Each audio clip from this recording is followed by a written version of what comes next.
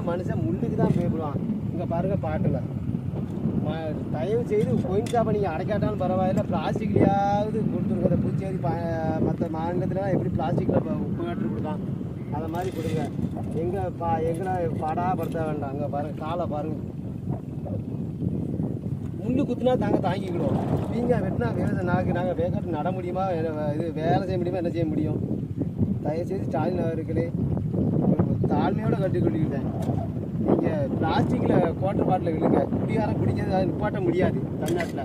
அதை குடிக்கிறத பிளாஸ்டிக்லையாவது குடிச்சு வாங்கிங்க. மது பாட்டில்களை பொறுத்தவரை மலைப்பகுதிகளிலே அந்த பாட்டிலை திரும்ப பெறுகிற திட்டம் நடைமுறைப்படுத்தப்பட்டிருக்கிறது, வெற்றி அடைந்திருக்கிறது, மிகப்பெரிய வெற்றி அடைந்திருக்கிறது. அதே போல தமிழ்நாடு முழுவதும் அந்த பாட்டில்களை மது பாட்டில்களை திரும்ப பெறுகிற திட்டத்தை அமல்படுத்த வேண்டும். கொஞ்சம் சிரமம்தான் இருந்தாலும் கூட மக்களுடைய நன்மைக்காக, விவசாயிகளுடைய நன்மைக்காக, கால்நடைகளுடைய நன்மைக்காக இந்த மது பாட்டிலை திரும்ப பெறுகிற திட்டத்தை மாநிலம் பூராவும் நடைமுறைப்படுத்த வேண்டும் என்பதை அன்போடு இந்த நேரத்தில் கேட்டுக்கொள்கிறேன்.